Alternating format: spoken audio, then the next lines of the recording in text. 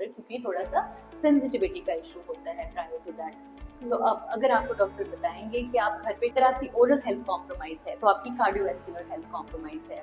There has been studies after studies जहाँ पे ये बताया जाना चाहिए क्योंकि ऑब्वियसली इट गेट्स कॉम्प्लिकेटेड जब आप प्रेग्नेंट हो जाएं, आप 8th मंथ में हैं, 7th मंथ में हैं, with the pregnancy we can't give you all of the medication, we can't.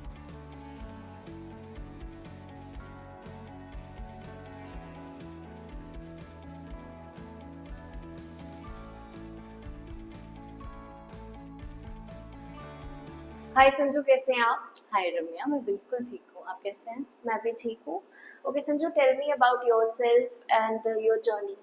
Okay, so I am doctor Sanju और मैं जम्मू की हूँ। मैंने अपनी पढ़ाई भी जम्मू से की है, Indira Gandhi government dental college आंवला। शायद आपने नाम सुना होगा। मैं वहीं से हूँ, वहीं से मैंने पढ़ाई की है और हाँ, फिलहाल मैं अपनी क्लिनिकल प्रैक्टिस में हूँ।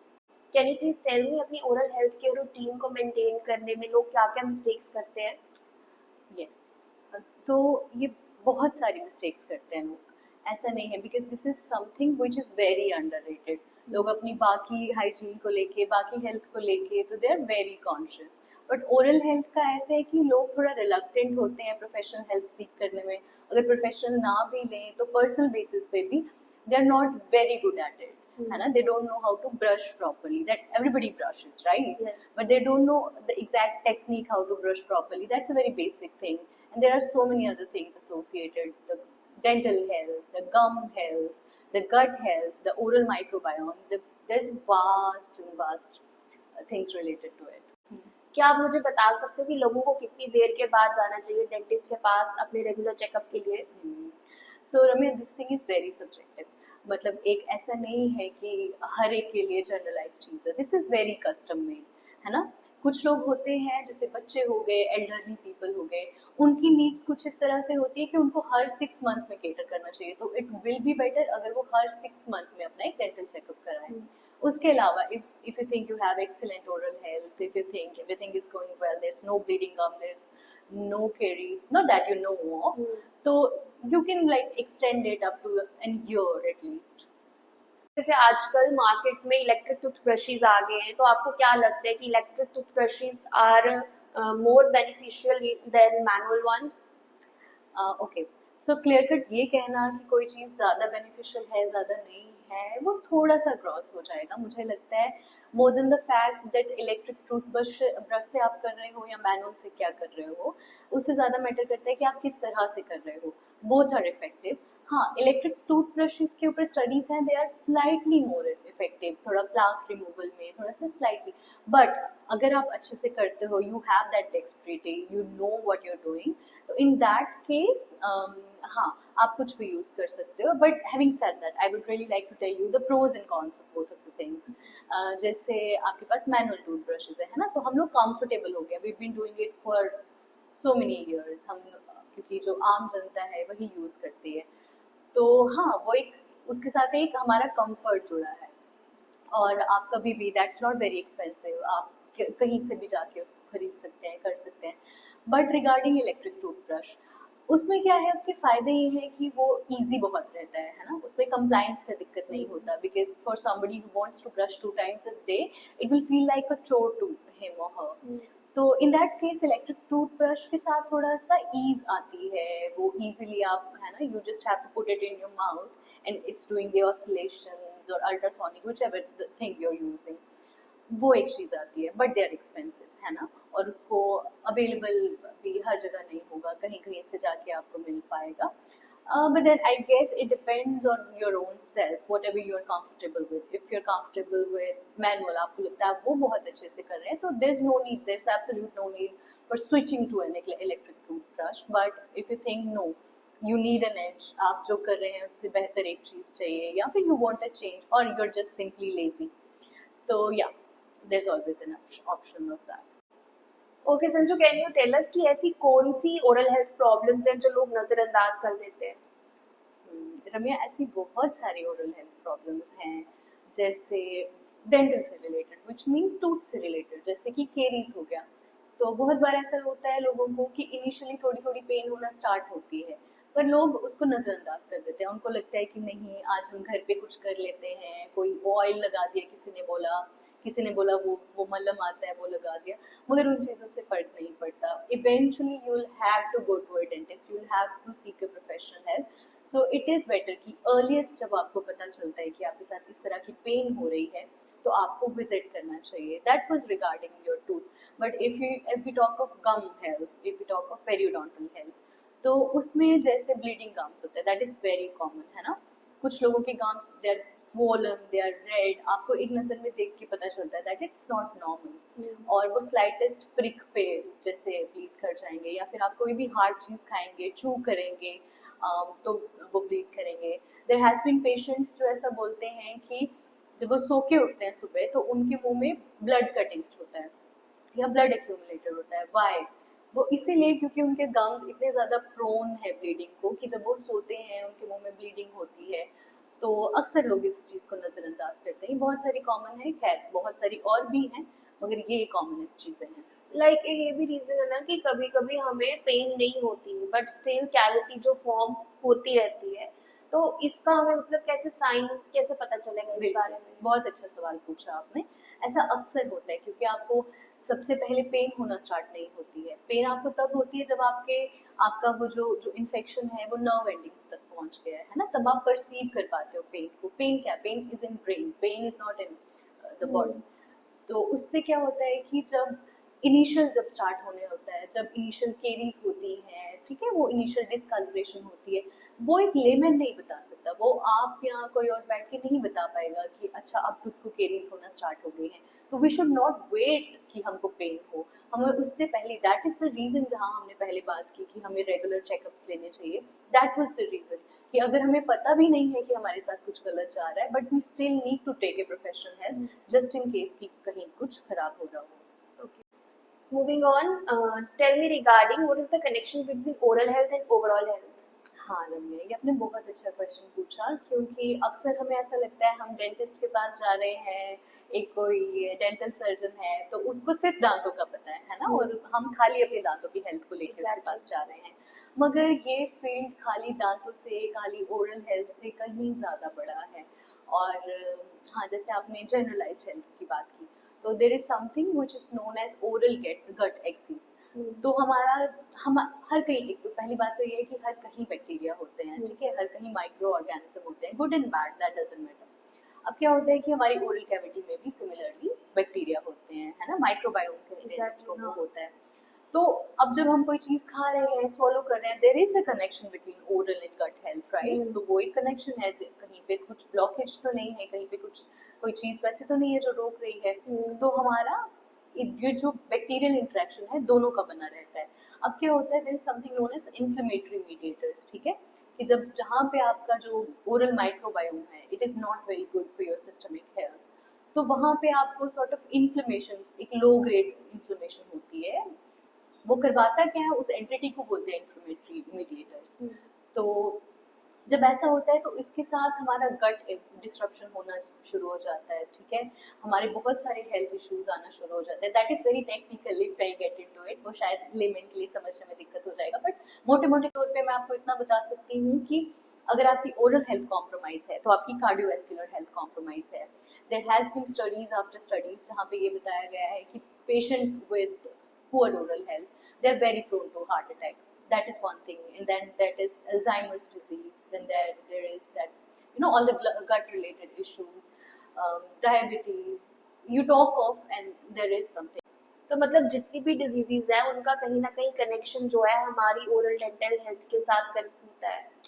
रम्या, टू ए लार्जर एक्सटेंट, सब बीमारियों का तो नहीं होता, पर बहुत सारी बीमारियां हैं और एक इमर्जिंग टॉपिक है। बहुत सारी स्टडीज चल रही हैं तो पता चलता है कि बहुत सारी आने वाली चीज़ें जो हमने सोचा भी नहीं था कि एल्जाइमर्स डिजीज का और ओरल हेल्थ का क्या कनेक्शन हो सकता है, तो ऐसे कनेक्शन डेवलप हो रहे हैं। यू नेवर नो कि सारी बीमारियों का हो, बट अभी तक बहुत सारी बीमारियों का है। अच्छा संधु, टेल मी स्केलिंग क्या होती है और हमें कितना फ्रीक्वेंटली स्केलिंग करवानी चाहिए? तो रम्या, स्केलिंग के बारे में आपने पूछा, तो होता ये है कि हमारे माउथ में, जैसे हमने बोला, माइक्रो ऑर्गेनिज्म है और हम खाना भी खा रहे हैं, तो खाना ऐसा तो नहीं है कि सारा का सारा डाइजेस्ट होके नीचे गट में चला गया, उसके कुछ रेमिनेंट्स माउथ में रह ही जाते हैं।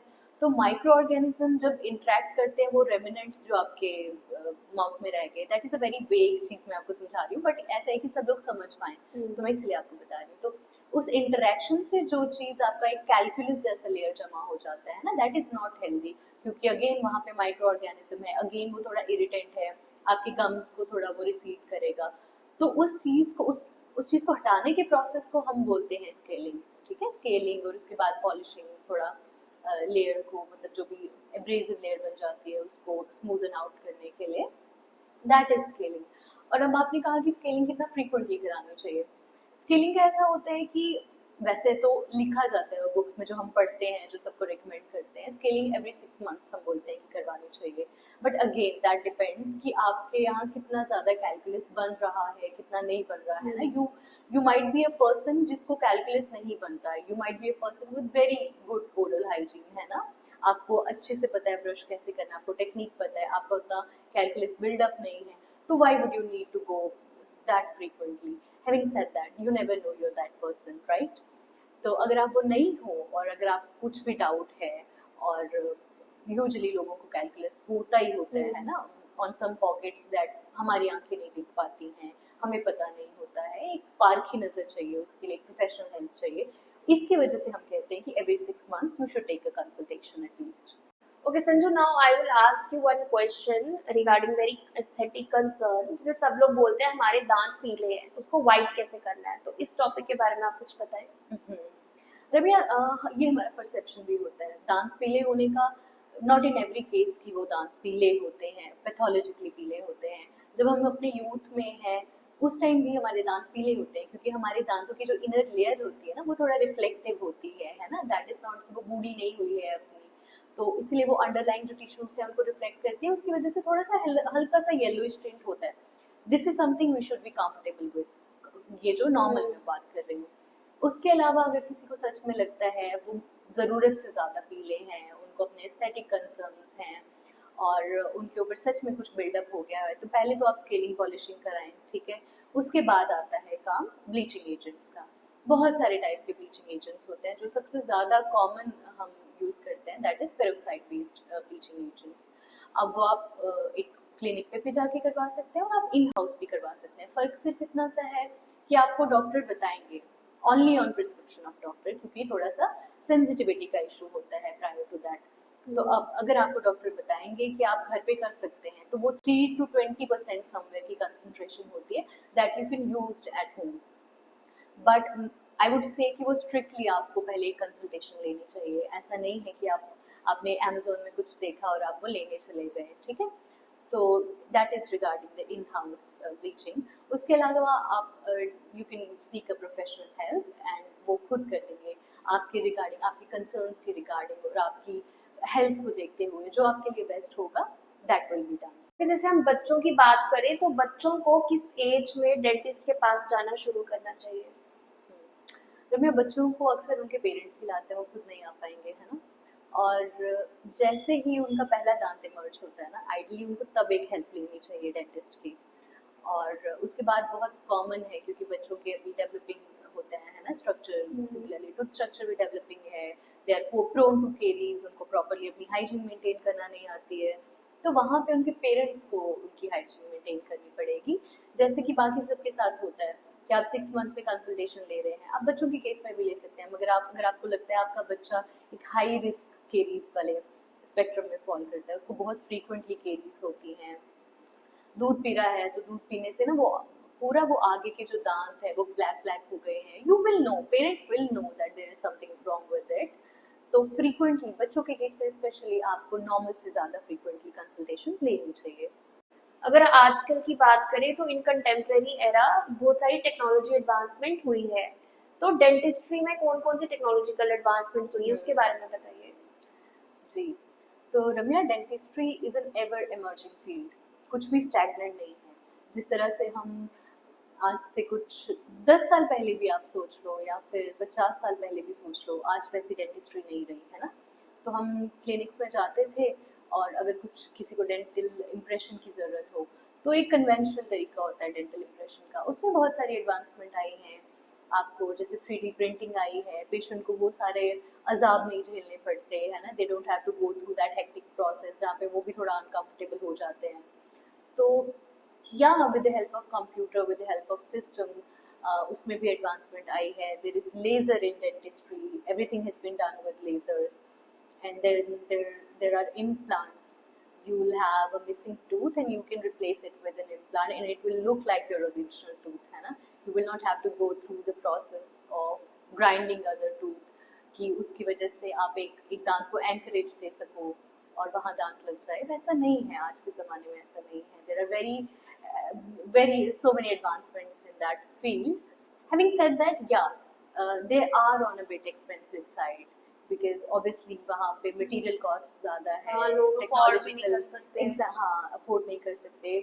कुछ एक स्ट्रेटा है जो अफोर्ड कर सकता है, मगर अगर हम जनरलाइज्ड बात करें उसमें दिक्कत हो जाती है, वो सब अफोर्ड नहीं कर सकते। मगर अफोर्डेबल डेंटिस्ट्री भी कुछ कम नहीं है। We have all the options. थोड़ा सा टाइम कंज्यूमिंग होगा, थोड़ा सा एफर्ट लगेगा, but it's worth it. Sanju, कुछ डाउट्स और मिथ्स हैं जो मैं चाहती हूँ आप एक्सपोज करें और हमारे व्यूअर्स को भी बताएं। जैसे बोला जाता है कि व्हेन यू ब्रश हार्ड तो आपके जो दांत होते हैं वो ज़्यादा वाइट हो जाते हैं, तो ये मिथ है, डाउट है, क्या है? आप प्लीज़ हमारे व्यूअर्स को बताएं। That is an absolute myth, इसमें कोई सच्चाई नहीं है। ऑन द कॉन्ट्ररी, आप हार्ड ब्रश करेंगे, आपका टूथ स्ट्रक्चर लॉस होगा, आपके दांत ज़्यादा मतलब वो ज़रूरत से ज़्यादा घिसने लग जाएंगे, एब्रेसिव एक्शन होता है उसका। तो that is not at all healthy. You should always brush, if not very soft, at least medium soft. You should always be inclined toward soft brushes. Okay, and then the second is कि sugar causes cavity, ये सच है या myth है? That is true, absolutely true. तो cavity cause करने के लिए कुछ फैक्टर्स रहते हैं, जैसे obviously there should be a tooth, there should be bacteria, there should be sugar and there should be time। तो इन चार के कॉम्बिनेशन में ये चारों चीज़ें जहाँ होंगी वहाँ पे आपको there will be caries। तो अगर आप ये बोलते हैं कि शुगर, तो शुगर इज समथिंग जो आजकल फ्रीक्वेंटली डाइट में लिया जाता है, हर फॉर्म में लिया जाता है। You know, starch, sugar, sticky food बच्चे बहुत ज़्यादा लेते हैं, बड़ों का लाइफस्टाइल खराब हो चुका है। तो that is an absolute truth that sugar does causes cavity and poor oral hygiene for that matter। अच्छा, एक और भी डाउट है, जिससे बोला जाता है कि प्रेगनेंसी के टाइम औरतों को डेंटिस्ट के पास नहीं जाना चाहिए, तो ये मिथ है या सच है? बहुत ही खराब चीज़ है जो भी ये लोग सोचते हैं, क्योंकि आइडियली तो ऐसा होना चाहिए कि अगर आप प्रेगनेंसी प्लान कर रहे हो, if at all your planning A pregnancy, अगर ये प्लान प्रेगनेंसी है तो आपको उससे पहले डेंटल चेकअप ज़रूर लेना चाहिए। यू नो, क्योंकि ऑब्वियसली इट गेट्स कॉम्प्लिकेटेड जब आप प्रेग्नेंट हो जाएं, आप 8th मंथ में हैं, 7th मंथ में हैं। With the pregnancy we can't give you all of the medication, we can't give you all of the injection and all of the stuff, we can't really help you as much as we can। So in that case you should always have that thing in mind कि when you're getting into pregnancy, अगर आपका ये plan है, you should get an oral consultation done, get your cavities restored, get your plaque removed। you should have a good oral health कि आप वो 9-8 month अच्छे से sustain कर पाएँ। but if due to some reasons, जैसे pregnancy में hormonal है ना, अप एंड डाउन होता है, तो ऐसे में बहुत सारी कंडीशन, प्रेगनेंसी एप्यूलिस बोलते हैं, जो जाइवल कंडीशन होती है। तो अगर वैसी कोई कंडीशन आ रही है, obviously you will have to take a professional help. या फिर केरीज की वजह से कोई पेन हो गया, in that case obviously because the person you are going to is a professional, he better knows कि आपको किस तरह से हेल्प करना है। We can only give you symptomatic relief. हाँ, पर उस दौरान भी if you have any kind of discomfort, pain, anything, you should always and always seek a professional help। One last question कि आप क्या एडवाइस देना चाहते हैं उन लोगों को जो डरते हैं डेंटिस्ट के पास विजिट करने से, या ओवरऑल लोगों को क्या मैसेज देना चाहते हैं रिगार्डिंग एज अ डेंटिस्ट? ये बहुत कॉमन चीज़ है कि लोगों को डर लगता है डेंटिस्ट के पास जाने से, and I can understand because वहाँ पे मशीन्स कुछ होती हैं, कुछ लोगों को फोबिया ही होता है। तो ऐसे लोगों से मैं ये कहना चाहूँगी कि हम डेंटिस्ट भी आप ही की तरह लोग हैं, हम भी उतने ही नॉर्मल हैं जितने आप नॉर्मल हैं। मगर अगर आपकी कुछ कंसर्न्स हैं, आपको सच में किसी चीज़ का डर है, आपको सच में लगता है आप वहाँ जाएंगे you will not be comfortable, you should always communicate. Communication is the key. तो आप जब भी जाएं अपने कंसर्न्स को कम्युनिकेट करें, आप बताएं उनको कि आपको इस चीज़ से डर लगता है, आप इस तरह से अपनी चीज़ चाहते हैं। तो ज़रूर हम उस चीज़ का ध्यान रखेंगे। हम भी चाहते हैं कि आप हमसे बेहतर तरीके से कम्युनिकेट करके अपने कंसर्न्स हमें बताएं, हमारी बात सुने, खुद अपनी बात रखें। तो will be more than happy अगर आप ऐसा करेंगे तो। Okay Sanju, thank you for joining us. तो मुझे लग रहा है कि मेरे और ऑडियंस के जितने भी कंसर्न्स हैं या डाउट्स हैं वो क्लियर हो गए हैं आपके सेशन से। So it was a nice time and nice meeting you. I would really like to thank you for having me here. I had a great time. I've seen you growing up. You've been like a sister to me. Thank And you. now you're doing this. I'm so happy for you and I'm so proud of you. I think we need more of such girls like you, empowered girls, confident, beautiful girls. So many congratulations to you for that. Thank you so much.